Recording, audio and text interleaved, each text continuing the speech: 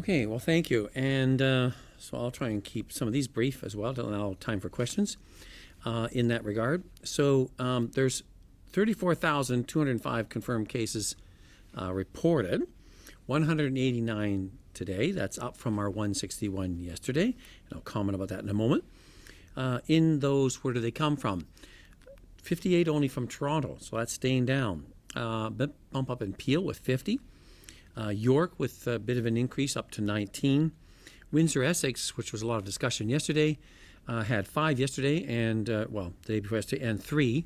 So it's down, staying down. So that's important. So we look at those different numbers there, and what we find is that Peel and York are doing a lot of investigations around outbreaks in workplaces, and so they're doing a lot of testing. If they find more than 2 cases in a place, they test all the staff. And so they're finding more cases in those locations. So that's part of what I call good investigative case management in that regard. So we're not waiting for the cases, we're going looking for them. As far as the Windsor-Essex one, as you know, we did move the Windsor-Essex to stage 2, with the exception of the municipality of Leamington and the town of Kingsville. And we're watching their data closely to see, can we move them into, with the rest of the province, to stage 2 as soon as possible. We were convinced that there is no spread in the community or throughout the community as the investigation continues on the various farm locations in that vicinity. We also continue to see lots of Ontarians recover, 192 again. So that means nearly getting close to 30,000, 29,528 have recovered. People in the hospital, those numbers continue to slowly keep moving down. 270, that's a drop of 8. In ICU, 69, drop of 4. And on ventilator, 47, a drop of 1. Still having deaths, unfortunately, in that. And we have 2,641 total, but 10 reported in yesterday's report. In our trends and directions, we're still staying under 200 as our trend on daily cases. It's averaging about 184. We have our little ups and downs, but we are keeping that, except for one day you had there, but the rest have been well underneath that. And we hope to keep that trend going down into next week, as we want to watch and see what is the impact of opening up to stage 2, and is there any variation throughout the province as we monitor and observe those numbers there. And that's an important one to watch because there's been much talk about opening up and how it's important to make sure that as we open up, you're being really careful with the distancing still. The various facilities are making sure there's the distancing. You're wearing a fabric facial covering when you're in places where you think you could be compromised. Good hand hygiene. If you're ill, still stay home. Don't go out in the public setting. If you're concerned, stay home. If you don't need to go out, stay home. There's nothing wrong with staying home. And in your social circles, check those out. Invest in that trust and confidence with each other so you know what you've been exposed to and what they've been exposed to, and so you can keep that in mind as you carry out. It's interesting to see, as we're getting into this more and more, our EpiLink cases and the ones we can't link, that percentage is dropping down. So more are linked up with contacts and cases and outbreak settings. So the quality of the case management is improving, also helped by the public who can remember who they were in contact with in the previous 7 to 10 days, especially when they're in the peak infectious time and want to be sure that who they got maybe the infection from, and more importantly, among their other friends who we should notify to ensure that they get tested in a timely fashion. In our age groups, as we see the number of testings going down in the cases in the 80 plus, we're seeing the other age groups go up, including the highest is the 20 to 39 age group. That has increased, and we're concerned always about less than stringent adherence to our public health measures. So even at that age, while some people feel it's a benign issue, the science is still evolving in this regard. And we're starting to see some cases where people who had a relatively, what they think, insignificant case of COVID-19, later on are having some effects and issues that we're trying to understand the science better, much like we're seeing the multifocal vasculitis, that's the COVID toes in the children after a while. There are some more adult type versions in there. So I wouldn't be too casual about not caring about getting infected, because it's a new disease and we still have much to learn in that regard. So in our overall other aspects, we're looking at the overall trends and directions from the weekly reports we're getting back here. I should first mention that our testing, the 7-day average is over 23,832. Yesterday we did 27,511, and our positivity rate is back down to 1.3%. Again, I would like that down lower to 1%, if not even a bit lower than that. The other trends is that what we were seeing over the weeks is that we have also mapping out where the most infections are in relation to our social, economic, and multi-ethnic type neighborhoods and groups like that. And we were seeing it had shifted from some over to the what we call the most diverse and the highest or the lowest SES or socioeconomic status groups. And that had peaked basically during the week 24, that's June 7th to 13th, and it started to come down week 25, June 14th to 20th. So I'm hopeful that that curve is also coming down, and we still hope to see that continue to come down in those various neighborhoods that we had concerns about. As far as other health units and that, the north remains very quiet in that regard, and also we noticed that the cases did bump up, as I said, in Peel and York. Windsor stayed down. Some little increases in Simcoe, unusual cluster in some case, a workplace in Kingston we haven't seen for a while. And so each one is doing their thing, monitoring and watching, and if they get clusters, investigating the full aspect and finding cases that were not identified, containing it and controlling it. That's what we need to do. And I said, the thing that concerns me mostly right at the moment is that when people are really eager to open up and just open up quickly, we want to do this carefully, and because we want people to still maintain these protections on the way. It's not open up and be casual, it's open up and be careful. That's the message, because you want to enjoy those new amenities, but don't do it recklessly. We're seeing effects, of course, we're watching, and it's very concerning south of the border. A number of the states that opened up, and some did it so very early and said, this is not going to be an issue. And some of the states that are even the same size as Ontario are reporting daily numbers yesterday, well over 1,500 to 1,700. We never got above 700 in Ontario. We had a day once we had 660, and that was a data flow issue. But to see these numbers alarming in some states with 6,000 and 5,000 in one day, that's very concerning, and we only wish the public health officials best down there as they seek to bring this under control. But it says you cannot be casual about opening up. And as I said, you open up and you be more careful in that regard. So stay at the task, folks. Stay focused. Do what you need to do. We've invested a lot in this. We'd like to get down even lower for the summer. We'd like to get down low enough that we will feel very confident in the fall as we approach it. We'd like to get low enough to say, with our methods, with our controls, with our protection, with our social circles, cohorting, we could might fend off a second wave. I'd like to feel we could, but as in Ontario, we've done great so far. We've flattened the curve in a number of areas. Long-term care outbreaks are coming down. That's settling down. Retirement homes are staying down. Hospital cases and that are coming down. It's all moving in the right way. And Ontarians, we've done that collectively. And I applaud you for that, but we need to stay at the task. I know not everybody is adhering. We have to keep reminding them. Do not lose the focus and keep at it. So with that, I'm going to open up for questions. Okay, we'll move to the phone lines. Just a reminder, one question, one follow-up. Your first question comes from Sneh Dugal with Queen's Park Briefing. Please go ahead. Hi, Dr. Williams. Thanks for taking my question. Okay. I just wanted to follow up on the farm workers issue, the new public health guidance from you that was announced yesterday, allowing for positive asymptomatic workers to continue working in some instances. I'm just wondering if this change was specifically requested by farmers. The answer is, I would say yes and no. The yes was because they experienced it. The no is that we already had a program out before because we were starting to do asymptomatic testing. And the province that's doing the most asymptomatic testing is Ontario.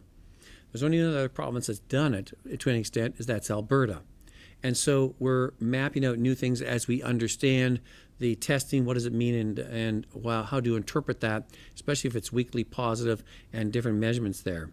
So we put out a rule before, is that when we're doing some of these settings, if you find a positive asymptomatic worker, we already gave guidance of what you should do with that worker. One, have them work separately if they can. They could work at home, they could work in their office cubicle, they wear a mask, they stay apart from the other staff until they get their repeat test done. Of course, assuming they're truly asymptomatic. And we monitor them to say, will they stay asymptomatic? Does the repeat test come back negative? Then we assume while it was a positive lab test, it was a case, non-specific case. And so they can return back to the normal workforce. So when we ran into one on the farm, which is the first time we have, where we ended up not with one, but with 28 positive asymptomatic workers, then we were asked, how do you interpret this when you got 28 of the ones? And how do you do that in a cluster thing? So said, in that setting, is there a way that they could do that? And so we wanted to modify our previous guideline to say, in this situation, can you cluster that group? Can you keep them away from the rest of the group until we retest and monitor? Can you, in their work situation, have them away from the rest of the group? And certainly in a farm situation where you're outside and separated on 2 acres, just even your cohort, you can do that. But sleeping arrangements, eating arrangements, the ongoing monitoring and testing. So we modified it to say, if you have a number of positive asymptomatics, what do you do? It applies in the farm situation, but we could get it in potentially in a indoor place like a greenhouse. It could be in a place like a large factory. In that, I hope it doesn't. I think so far some of our other site testings have been all negative. So we tried to adapt as best we could, and we handled that way. So it was a combination of responding to a unique situation that a farm faced, but it was a updating of our previous guidance. Follow up? Yeah, and thank you. And I'm wondering if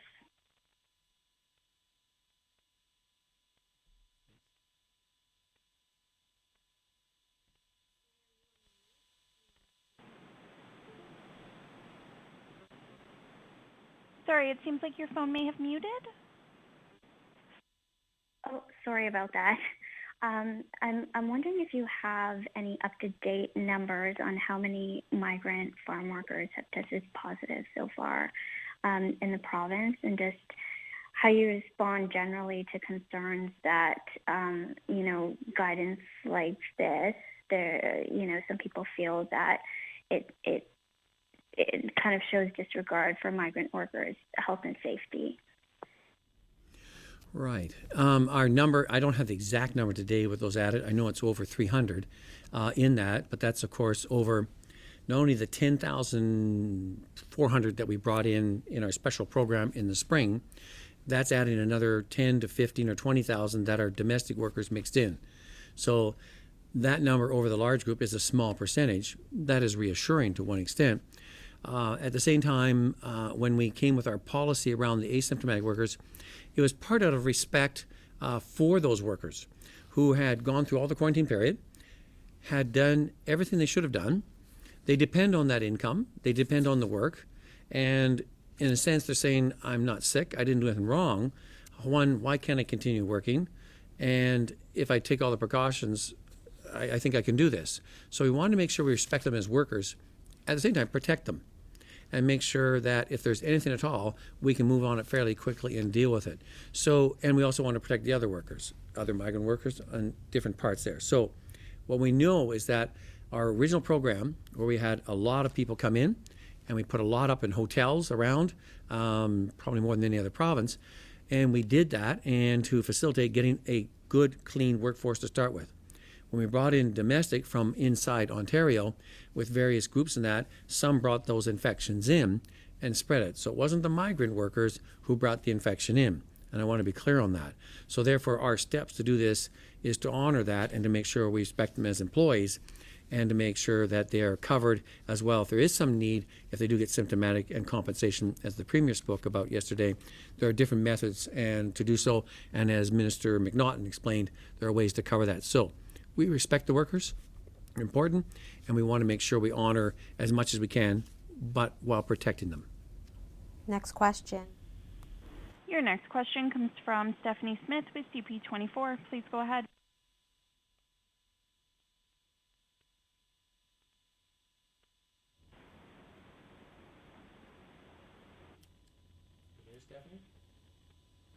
Stephanie, I believe your line might be muted. Hi there. Sorry about that. Doctor, we're wondering about patios and social distancing. Now we're in stage 2 in Toronto and regions. Everybody's ecstatic about getting out on that patio. But are there concerns about physical distancing rules being ignored on the patios? And whether restaurants should be provided further guidance with that? Because anecdotally, last night on CP24, we certainly saw a lot of people that looked to be in close contact and mingling on local patios. Well, I think as you start into this, there's going to be a lot of people doing different things, and public health will be monitoring this and asking the various restaurant owners to make sure, and I saw lots of them doing tape measuring and measuring different aspects there, as they're trying to say, okay, how can we do this? And when I see some people at a table close to each other, I think, oh, that may be a couple. I don't know who they are. So some can sit together. There may be a sense that if you're in your social circle with 2 or 3 others, you could do the same thing because you have that covenant, that agreement among them. And you'd have to make sure you identified that accordingly. So I saw what you thought you saw there. It could be true. And I think as you're starting this process, there's going to be probably some miscues. And I think public health in the various jurisdictions will be working with the various retailers to say, that's not good enough, you need to do this, you need to do that. And as we all try to get used to how to handle this in that regard. So I think everybody would like to do it correctly. As always, when you open up at a certain time, people get a bit exuberant. I think they have to steady down and stay focused, as I said in my warnings. And we do not want to follow what some of the U.S. states are doing. So we'll have a few miscues, but let's stick back and get down to the task of doing it right and keep at it. Follow up? Okay, so in that regard, about south of the border, you say how concerning it is. We saw today Mayor Frank Scarpitti in York Region. He's moving to make masks mandatory there. He's previously called to the province to create a similar policy across Ontario, and especially, he says, and what we're seeing in large urban centers south of the border. So why not, at this point, move to make masks mandatory if we are concerned about what we're seeing south of the border, if you want to prevent that second wave? So I think this was asked to the Premier yesterday, and I concur with his comments that we're not running like that kind of level of action here in Ontario. We're highly recommending. It doesn't mean that municipalities can go above and beyond that. Local medical officers' health can go above and beyond that, and some have. Some put out class section 22 orders and saying, in this setting, everybody has to wear a mask. In this one, that one. And so we trust that each municipality, if they want to do it, because in the end, they're the ones that have to enforce that mandatory requirement in that aspect. So do they have the person power to do it? How will they enforce it? And how will they deal with where there may be exceptions where persons physically can't do it? And how they're going to lay that out in their statute, in their bylaws, and with their orders and that. So we leave that to their discretion because not all municipalities want that. But some may have unique situations that they're very concerned about. And I don't discourage them from putting in some rules of that, if that's what they want to do, especially if they see, I would guess, fairly significant lack of adherence to standards, and they may feel they need to do that, as some of our MOHs have done. Next question. Thank you. Your next question comes from Rob Ferguson with the Toronto Star. Please go ahead. Hi, Doctor. I heard from a friend yesterday who was out at a patio to have lunch and a drink that the restaurant asked for her phone number for potential contact tracing. I'm not familiar with all the details of the various directives that have gone out, but is that a directive for restaurants, and is it applied wider to other businesses? And if not, should it be, just to help with contact tracing in the event of an outbreak? So the sense is that if there is, because unlike if you're going into a grocery store and you're going in and you take your turn walking around and you're in there for 15, 20 minutes or so and leaving again, and you're not really with a lot of other people. If you're in a restaurant and you're there for an hour, hour and a half, whatever, and fairly close to different people, and there's an outbreak, we would like to know who those other contacts might be, and the restaurant owner would want their patrons to also be notified if there was some concern, and to rule out the fact that saying, I don't think it was our institution that was the source of it. So they're being careful. They want to make sure that they're doing everything right, and part of that is documenting who the patrons are for their notification, as well as then if they have to follow up and saying how many people are in your place on last Wednesday night between whatever an hour, then they can do that and to make sure that people are notified as accurately as possible. So there are some aspects we're asking to do there to be part of our overall quality case contact management. Hopefully that we don't have to do it. Follow up? Okay, so restaurants have to do it. I think also hair salons, nail salons, barbershops, massage therapists. Who else has to do it? Well, those ones that are in the personal service settings that have that close contact, much like you have your registry, and same as like dental offices and doctor's offices, you know who is in your office and who you've seen, and so we want them to do that because you're having really close contact. You may be wearing PPE in that, but those ones some of you mentioned there, you're right almost like face to face with the person. You're very close. And you want to make sure that they have a record of who was in there. Because if someone says I got positive, and I'm sure I got it when I went in and got my hair done, and they look back and said, but that was 2 weeks ago. Yeah, well, you weren't here at that time. And so part of it is to be very careful on who you saw, and you want to make sure if you're running a really good, clean operation, if it doesn't apply to you, then that kind of accusation doesn't apply, and you want to make sure you're careful with that. And that's what we're asking them to do and assist us in the overall case contact management. Next question. Your next question comes from Cynthia Mulligan with City News. Please go ahead. Hi, doctor. I was wondering, I was quite interested when you said that younger people are coming back after what seemed to be a rather benign case of COVID-19, and now they're coming back with other issues. Could you give us a little bit more information on that? How many people, what kind of things that you're seeing? Well, that thing is I can't, because I'm getting anecdotal reports of some physicians and groups are reporting some are coming back with some prolonged continuing syndromes and feelings like that.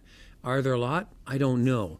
I'm just saying I'm starting to hear that. And my main point was saying this is a new disease, and one can't just assume they know everything about it. We don't know all those aspects of it. Therefore, just because you may be young and you think that the kind of condition is just going to be like a flu-like illness for a few days, a bit of shortness of breath, etc., you don't know what the longer-term aspects are. So I'm not saying I know definitely something will happen. I do not know that. I've heard some anecdotal reports, much like we didn't know much about the so-called COVID toes or the multifocal vasculitis in the younger children, because these are like autoimmune type things that happen later. So what does that do to your system, and does it affect everybody? Probably not, hopefully not. But I'm saying prevention is still important. Being casual and being frivolous on this is not a good thing to do. Wait till we have all the science, and then we can advise you better. So no, I don't have the science yet for that. That concerns me, but at the same time, if it's not a massive thing, it gives me some reassurance, but I still have to wait for our medical people and our clinicians to come back with their research and advice and direction in the long term before I can be satisfied it's not a big deal or it is a big deal. Follow up? I'm good. Thank you very much. Jen. Next question. Your final question comes from John McGrath with TVO. Please go ahead. Good afternoon, Doctor. You mentioned that, obviously we don't want to see Ontario go the way of what we're seeing happen in some U.S. states, but we also haven't gone the way of BC or some of the maritime provinces where they have managed to almost entirely suppress the disease. We are still seeing hundreds of new cases, and we are reopening. So is it fair to say that we have effectively accepted a certain manageable level of COVID-19 going forward? So when you're comparing different aspects, it's like they're so different. It's like comparing BC to PEI. I mean, how do you compare? Both did a good job. BC's done a good job with their circumstances. PEI's done a good job with their circumstances. But it's different than Quebec, different than Manitoba. We have a much bigger province. We have 14.8 million people. The only one closest to us is Quebec. And the dynamics and things are so different here. We're widespread all over, and we have some variation, as you've seen some of our regional openings. And the fact is that we have a lot more, in some sense, a lot more case contact managers, and we're doing a lot more laboratory testing. So we're keeping on top of all those aspects there. So we know that by not opening, we might get those numbers down a bit lower. There'll always be some movement around. We want to get those down, as I said, before I want to get under 200. Before stage 3, I'd like it lower still.